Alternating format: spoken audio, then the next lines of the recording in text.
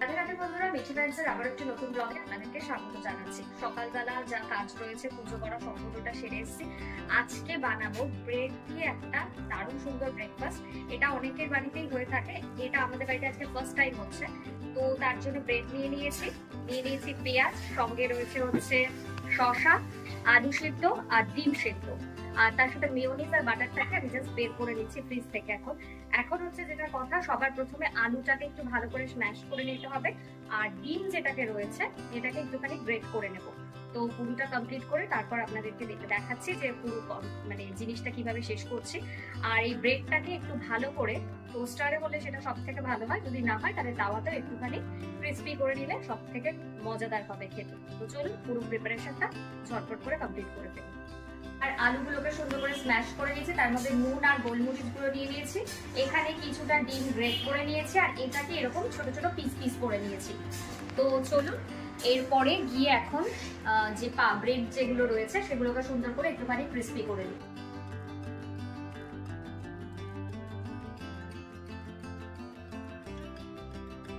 সবকিছু সাজিয়ে দিয়ে বসে গিয়েছি।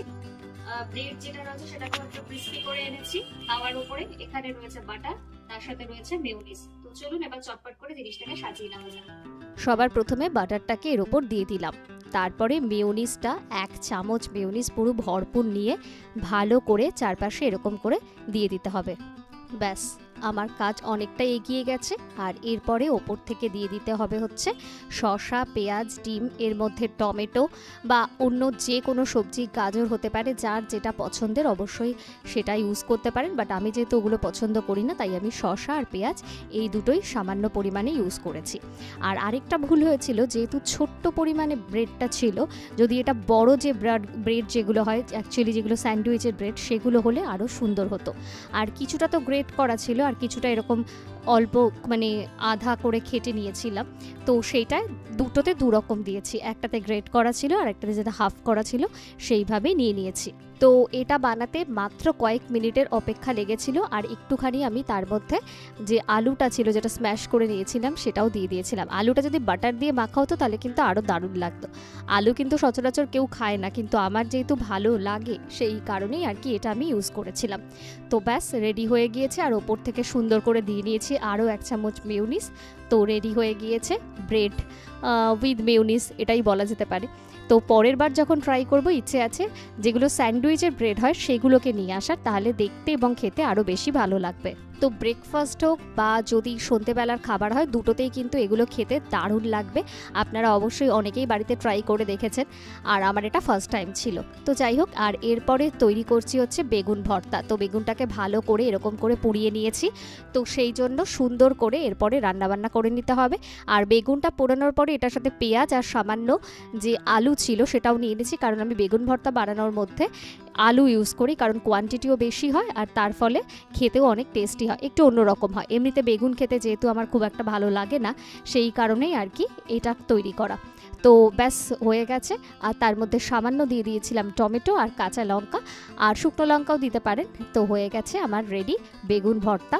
দেখতে কিন্তু দারুণ সুন্দর হয়েছিল, রুটি দিয়ে খেতে কিন্তু এটা দারুণ লাগে।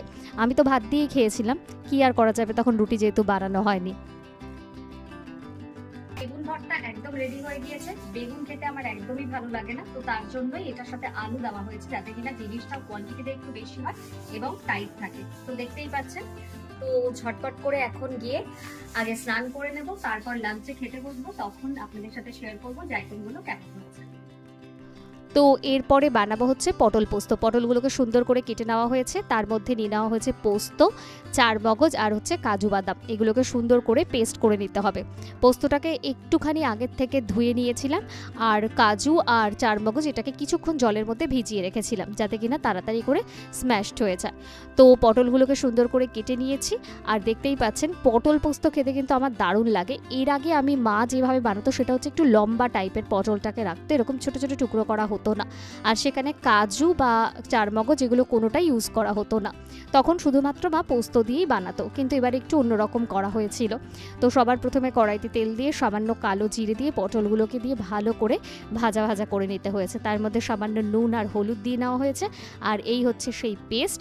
তো পেস্টটাকে কমপ্লিট করে নেওয়ার পরে তার মধ্যে আবার পোস্ত দিয়ে বেশ খানিকক্ষণ পেস্ট করে নেওয়া হয়েছে। তো পেস্ট রেডি হয়ে গিয়েছে, দিয়ে দেওয়া হয়েছে।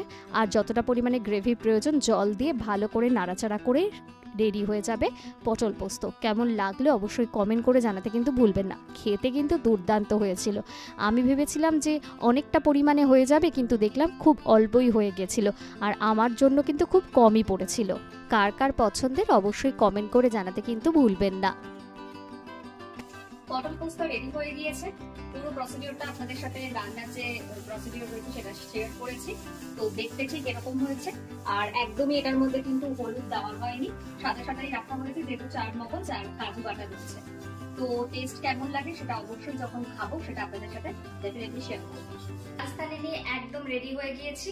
ভাবলাম যে প্রচন্ড খিদে পেয়েছে আর রান্না করতে করতে অনেকটা সময় যেহেতু কেটে গিয়েছে, তা ভাবলাম আগে খেয়ে নিই, পরে গিয়ে আর একটু কিছু ঘরের কাজ টাজ করে দেন স্নান করা যাবে। তো চলুন, নিয়ে নিয়েছি ভাত, বেগুন ভর্তা আর তার সাথে হচ্ছে পটল পোস্ত। তো চলুন খাওয়া যাক। তো ব্যাস, ভাত তার সঙ্গে নিয়ে নিয়েছি পটল পোস্ত আর বেগুন ভর্তা। এটা দিয়ে কিন্তু আজকে লাঞ্চ হয়ে যাবে। তো পটল পোস্তটা আমার এতটাই ভালো লেগেছিল যে আমি প্রায় 2 দিন ধরে খেয়েছিলাম এবং মনে হয়েছিল যেন আরও হলে যেন দারুণ হবে। তো যাই হোক, বিকেলবেলা খেয়েছিলাম, মানে রাত্রিবেলা খেয়েছিলাম হচ্ছে লুচি আর তার সাথে হচ্ছে ঘুগনি। তো এই ঘুগনি মটরটা অনেকদিন পরে খাওয়া হয়েছিল। যাই হোক, আজকের মতো ব্লগটা এখানে শেষ করছি। অবশ্যই কমেন্ট করে জানাতে ভুলবেন না কেমন লাগছে। আজকের মতো টাটা, রাধে রাধে।